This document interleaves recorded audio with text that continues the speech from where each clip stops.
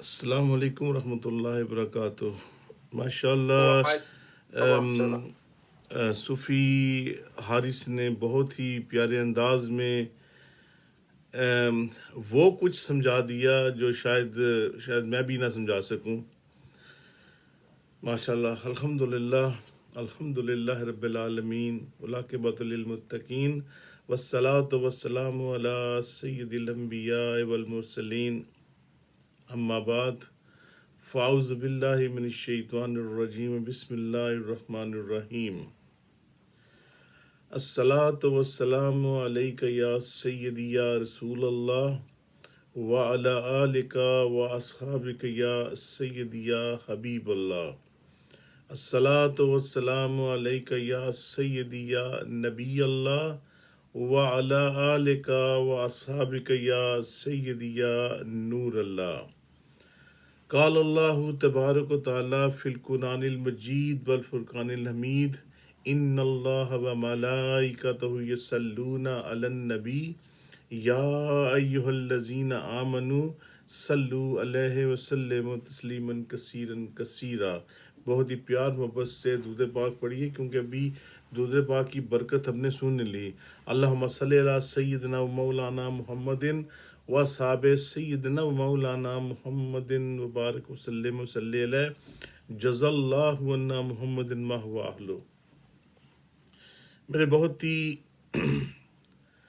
عزیز محترم علماء کرام، عزیز دوستوں، بھائیوں بہنوں، ابھی ماشاءاللہ صوفی حارث اسلم نے بہت ہی اچھے طریقے سے بتا دیا، کچھ آداب بھی بتا دیے، محفل کے آداب بھی بتا دیے، پھر شیخ کی باتیں سن کر اس پر عمل کی توجہ بھی بتا دی، کہ یہ کوئی نہ سمجھے کہ میں بہت بڑا اسکالر ہوں، میں بہت بڑا شیخ ہوں یا میں کون ہوں۔ نہیں، اپنے دل میں عاجزی پیدا کریں، اپنے دل میں عاجزی پیدا کریں اور اپنے آپ میں یہ محسوس کریں کہ آپ ایک طالب علم ہیں، آپ ایک طالب علم ہیں اور سیکھ رہے ہیں۔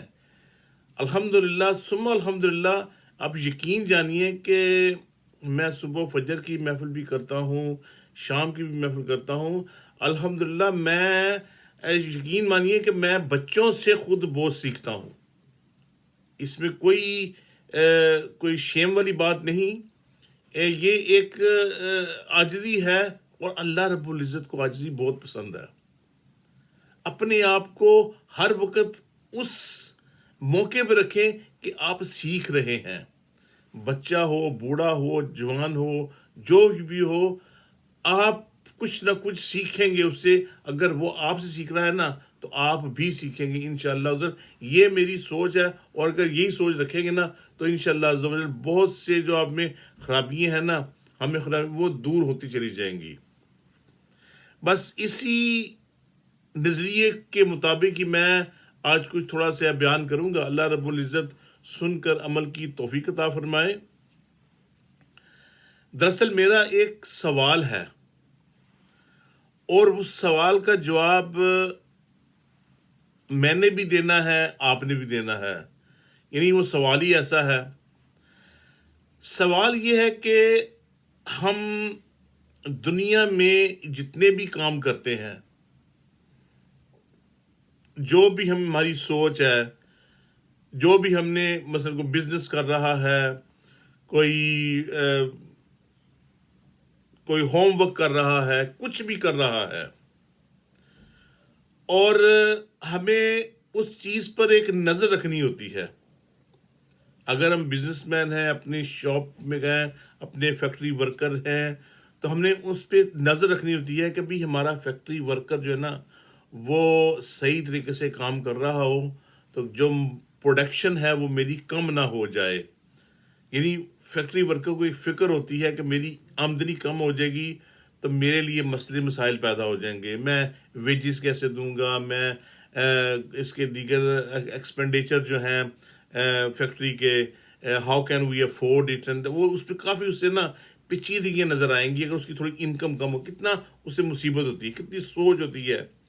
تو وہ سوچتا ہوتا ہے کہ بھی میرا جو ورکر ہے نا وہ فلاں چیز میں بھی دھیان دے، فلاں چیز میں بھی دھیان دے، تو وہ اس کی کانسنٹریٹ رکھتا ہے کہ بھی تم نے ان چیزوں کو دیکھنا ہے، اس کا معیار دیکھنا ہے تاکہ میری پروڈکٹس بڑھیں، میری پروڈکٹ دنیا میں مقبول ہوں اور لوگ اسے زیادہ سے زیادہ خریدیں، ٹھیک ہے؟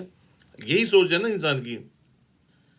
لیکن میرے عزیز دوستوں، بھائیوں، بہنوں، ہم نے اس دنیا کے لیے ہم نے کتنا کچھ کیا کہ ہمیں یہ ڈر ہے کہ میرا گاہک آ کے مجھے یہ کمپلین نہ کر دے، ہے نا ڈر؟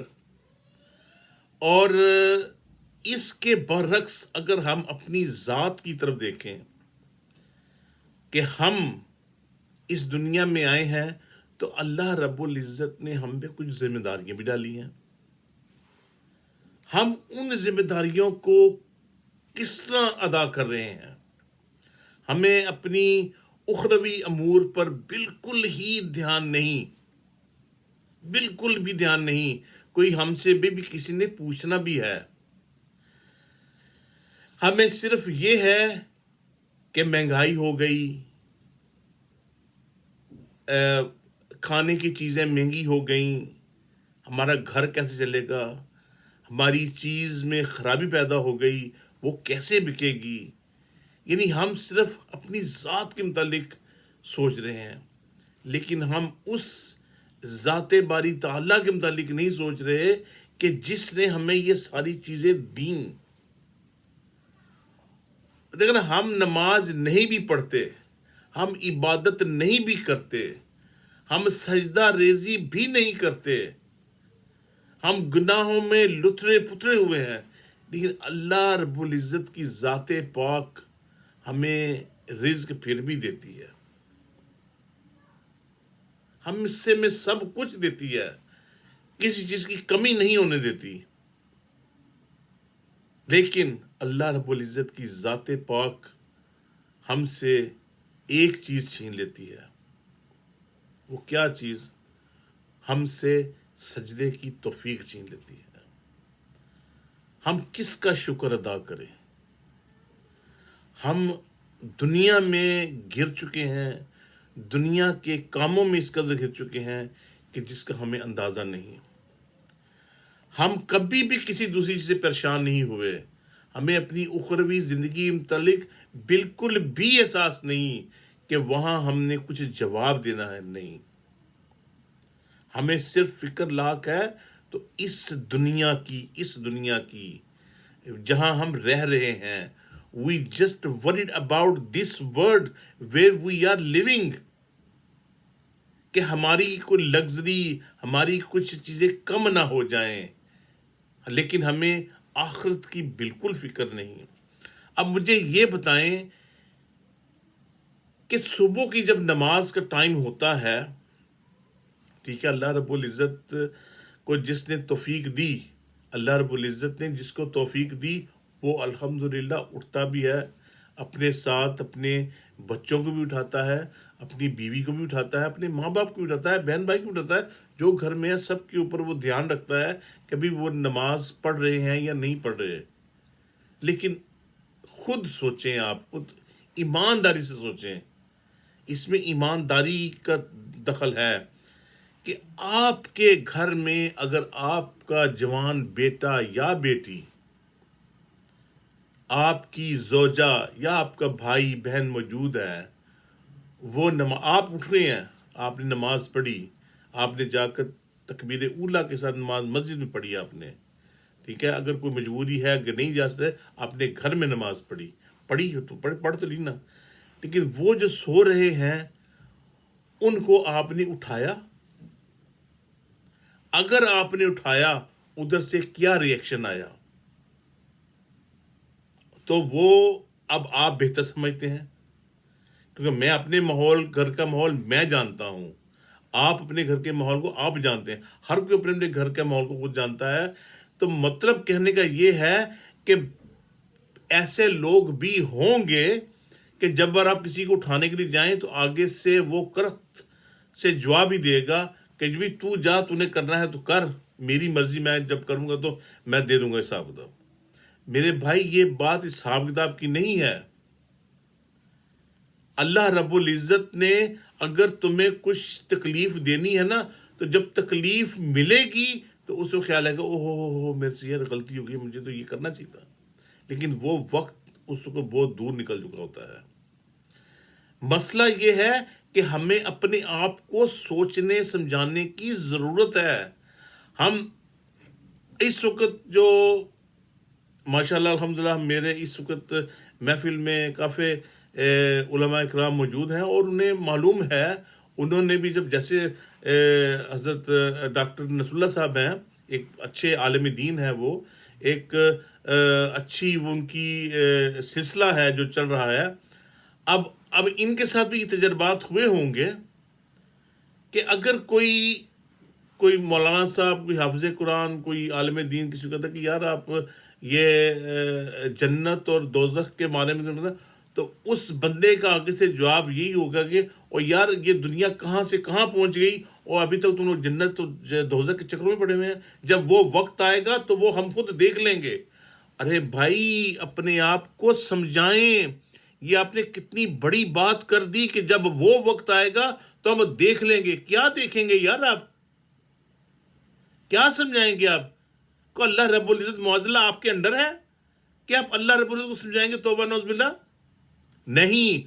وہ جب گرفت آئے گی، اس گرفت کو کون جواب دے گا؟ کون اس کو چھڑائے گا؟ اللہ رب العزت تو فرمائے گا کہ اے بندے میں نے تجھے ہر طرح کی چھوٹ دی، ہر طرح کی تمہیں آسائش دی، تمہیں رہنے کو گھر دیا، بچے دیے، گھر والے دیے، تجھے بزنس دیا، اور جب تو دنیا میں کہتا تھا کسی بندے کو کہ جب وہ وقت آئے گا تو ہم جواب دے لیں گے، اب جواب دے۔ اب تیرا ٹھکانہ وہ جہنم ہے، اب مجھے بتا کہ وہاں تجھے کون بچائے گا؟ وہاں سے نہ تیری ماں بچا سکتی ہے، نہ تیرا باپ بچا سکتا ہے، نہ تیری اولاد بچا سکتی ہے۔ کہ اس وقت جو آخرت کا جو وہ اس وقت معاملہ ہوگا، اس وقت ہر کوئی اپنے لیے سوچ رہا ہوگا کہ مجھے کوئی ایک نیکی مل جائے، پر وہ کہاں سے لائیں گے؟ تو یہ اللہ رب العزت کی ذات پاک ہے، اگر وہ تمہیں معاف کر دے تو کر دے۔ اور ہمارے سامنے ایک ہی ٹھکانہ ہوگا کہ یا پروردگار ہم اپنے پیارے مصطفیٰ صلی اللہ تعالیٰ علیہ وسلم کے پاس جاتے ہیں، وہی ہماری ہیلپ کریں گے۔ اور نبی پاک صلی اللہ تعالیٰ علیہ وسلم کا فرمان ذیشان ہے کہ تم دنیا میں میرے اوپر درود و پاک بھیجو، درود پڑھو، کثرت سے درود پڑھو، اور آخرت میں تمہیں اس کا اجر ملے گا۔ جب ہم یہ چیزیں لوگوں کو بتاتے ہیں تو لوگ تو ہمارے گریبان کو آتے ہیں۔ اب میں کسی کو مینشن نہیں کرتا، میں ادھر خود گیا ہوں، میرے ساتھ ایک دو اور علماء بھی تھے، ہم گئے ہیں۔ اس بندے نے میرا پورے حلیہ دیکھ کے زمین سے لے کے پاؤں سر تک، وہ تو مجھے اس کو ایک ایک چیز پہ لیکچر دینا شروع ہو گیا۔ بندے خدا کے کہتے ہیں آپ کو تو پھٹے ہوئے کپڑوں میں آنا چاہیے تھا۔ بھائی اللہ رب العزت نے ہمیں چھپانے کے لیے کچھ چیز دی ہے تو ہم اس کو یوز کر کے آ رہے ہیں نا۔ کہتے ہیں جی جو مسجدوں کے کام کرتے ہیں، جو دین کے کام کرتے ہیں، وہ تو پھٹے پرانے کپڑوں میں آتے ہیں۔ آپ تو ماشاءاللہ آپ نے تو جبے پہنے ہوئے ہیں۔ اب ان لوگوں کو کیا سمجھائے؟ اب ان لوگوں کو انسان کیا سمجھائے کہ وہ صرف ان کے ذہن میں یہی ہے کہ جو یہ دین کا کام کر رہے ہیں، یہ دین کے پیسوں سے اپنے آپ کو یہ پال رہے ہیں۔ ہوتے ہوں گے کوئی ایسے لوگ، مجھے اس سے کوئی غرض نہیں، لیکن انسان کو اس زبان پر نبی پاک صلی اللہ تعالیٰ علیہ وسلم کا فرمانے دینا ہے کہ اس بغیر ہڈی والی زبان کو کنٹرول میں رکھو، کہ اگر یہ سلپ ہو گئی تو تمہیں کہاں سے کہاں تک پہنچا دے گی یہ، کیونکہ یہی زبان ہی کسی کو پیار دیتی ہے اور یہی زبان ہی کسی کو خلاف کر دیتی ہے۔ اب اس بندے نے میرے سماج دیگر جو علماء اکرام تھے ان کی بھی اتنی تذلیل کی کہ جس کا اندازہ کوئی نہیں۔ صرف کیا ہم دین کے کام کے لیے اس کے پاس گئے، دین کی تبلیغ کے لیے اس کے پاس گئے۔ ہمیں ہماری ذات کے متعلق ہم نے کچھ کہا، ہم نے کوئی جواب نہیں دیا، لیکن جب ہمارے پیارے آقا صلی اللہ تعالی وسلم، پیارے اللہ رب العزت کی ذات پاک کے متعلق ہمارے دین کے اندر جب کوئی بات کہے گا تو پھر ہم بھی جواب دیں گے، پھر ہم خاموش نہیں بیٹھ جائیں گے، کیونکہ ذات ہماری ذات کا کام نہیں ہے، یہ ہمارے دین کا کام ہے، ہمارے رب کا کام ہے، ہمارے پیارے محمد صلی اللہ علیہ وسلم کا نام ہے جہاں پہ وہ اس کی تجدید معاضلہ کر رہا ہے۔ تو میرے عزیز دوستوں، بھائیوں، بہنوں، میرا کہنے کا مقصد یہ ہے کہ ہمارے میں اندر کتنے کوسچن مارک ہیں، کتنے سائن آف انٹروگیشن ہیں، جن کو ہم نے خود نکال کے باہر اس کا جواب خود تلاش کرنا ہے۔ اور یہ برکیف بات تو میں کچھ اور کر رہا تھا، لیکن بات چلتی چلتی کسی اور طرف نکل گئی۔ اینی وے، بات تو اتنی سی ہے کہ ہم اپنے گھر کے ماحول کو پہلے سیدھا کریں گے، پہلے اپنے گھر کے ماحول کو، بچوں کو، گھر والوں کو، بیوی بچوں کو، بہن بھائیوں کو، والدین کو، وہ اگر وہ سو رہے ہیں ان کو اٹھائیے۔ اور ہمیں پتہ ہے کہ اس کے لیے بڑا بڑا کچھ ہونا پڑتا ہے، لیکن ہمیں اس چیز پر کارآمد رہنا چاہیے کہ ہم نبی پاک صلی اللہ علیہ وسلم کا فرمانے سے ہے کہ آپ اپنی اولاد کو کیا دیکھو گے کہ وہ آگ میں جل رہی ہو، تو پہلے اسے آگ سے بچاؤ گے نا۔ تو وہ جب جلنے والی ہے، اس کام کر رہی ہے جلنے والے کا کام، تو آپ تو اس کو بچائیں، کھینچیں کہ بھئی یہ تمہارا یہ راستہ یہ جہنم میں جانے کا راستہ نہیں ہے، تمہارا راستہ تو جنت میں جانے کا راستہ ہے، تم تو اس راستے پہ چلو گے تو تمہیں وہ مقام ملے گا۔ اللہ رب العزت ہمیں سن کر عمل کی توفیق عطا فرمائے۔ تو باقی اپنے گھر کو، اپنے ماحول کو بہتر بنانا، یہ سب ہمارے اپنے اعمال پہ ہے۔ اگر ہم بہتر کام کریں گے تو شاید کہ وہ بھی دیکھا دیکھی کام آ جائے۔ تو اللہ رب العزت بات پھر بھی یہاں اینڈ یہی آتا ہے کہ اگر اللہ رب العزت اس کے لیے ہدایت کے دروازے کھول دے تو سب کچھ ٹھیک ہو جائے۔ بس اللہ تعالیٰ سے دعا کرتے رہیے کہ یا پروردگار ہم سب کے لیے ہدایت کے دروازے کھلے رکھ، کہ ہم ہدایت کے راستے پر چلتے رہیں، تو اللہ رب العزت ہمیں برے کاموں سے بچائے گا انشاءاللہ عز و جل۔ اگر اللہ چاہے گا تو بچائے گا، اگر اللہ نہیں چاہے گا، اگر تیرا راستہ یہی ہے تو پھر جا مار کھپ۔ تجھے نیک بندے بھی بھیج دیے، تجھے اسلامی تعلیمات کے لیے اللہ رب العزت نے قرآن پاک بھی عطا فرما دیا، پھر پیارے آقا صلی اللہ علیہ وسلم تعلیمات لے کے بھی آگے، اگر پھر بھی تجھے اس پہ اثر نہیں ہے تو پھر تیرا جو حشر ہے وہ تو ہی جانتا ہے۔ تو بہرکیف اللہ رب ہمیں سن کر عمل کی توفیق عطا فرمائے۔